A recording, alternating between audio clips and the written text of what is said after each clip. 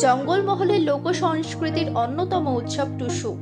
সারাটা বছর এই উৎসবের অপেক্ষায় থাকে গোটা মানভূম। মকর সংক্রান্তির আগে থেকেই শুরু হয় এই উৎসব। গোটা জেলা জুড়ে বিভিন্ন জায়গাতেই সাড়ম্বরে পালিত হয় টুসু পরব। বিভিন্ন জায়গায় বসে মেলা। তবে পুরুলিয়ার বাঘমুন্ডি ব্লকের দুয়ারসিনী গ্রামের টুসু মেলা রীতিমতো নজর কাড়ে। বাঘমুন্ডি ব্লকের সোনকুপি MSK ফুটবল ময়দানে এই মেলার আয়োজিত হয় অভিনব এক টুসু মেলা। এবছর এই মেলা 35তম বর্ষে পদার্পণ করলো। বিরাট আকৃতির টুসু দেখতে পাওয়া যায় এখানে, আর এটাই এই মেলার ঐতিহ্য। বাংলা ও ঝাড়খণ্ডের কয়েক লক্ষ মানুষের সমাগম হয় এখানে। দুদিন ব্যাপী নানান অনুষ্ঠানের মধ্য দিয়ে চলে এই মেলা। প্রতি বছরের মতো এবছরও সাড়ম্বরে আয়োজিত হয়েছিল এই মেলায়। এছাড়াও ফুটবল প্রতিযোগিতা, মোরগ লড়া সহ নানান আয়োজন।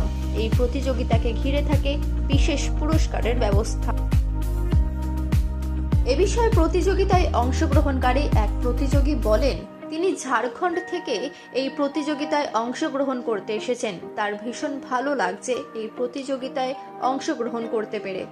তিনি প্রতি বছরই এই প্রতিযোগিতায় অংশগ্রহণ করেন। এবছর তিনি প্রথম পুরস্কার পেয়েছেন।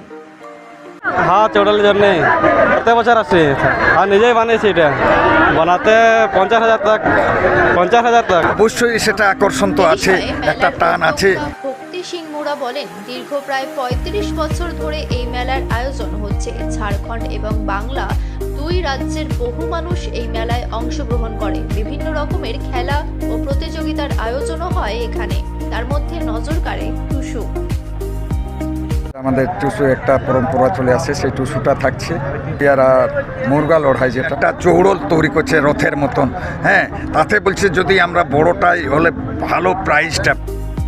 জঙ্গলমহলবাসীর ঘরের মেয়ে টুসু, তাই জেলা পুরুলিয়ার মানুষের আবেগের সঙ্গে মিশে রয়েছে এই উৎসব। আর জেলার এই দুয়ারসিনী টুসু মেলা খুবই জনপ্রিয়, তাই সারা বছর এই মেলার অপেক্ষা থাকে দুই রাজ্যের মানুষ।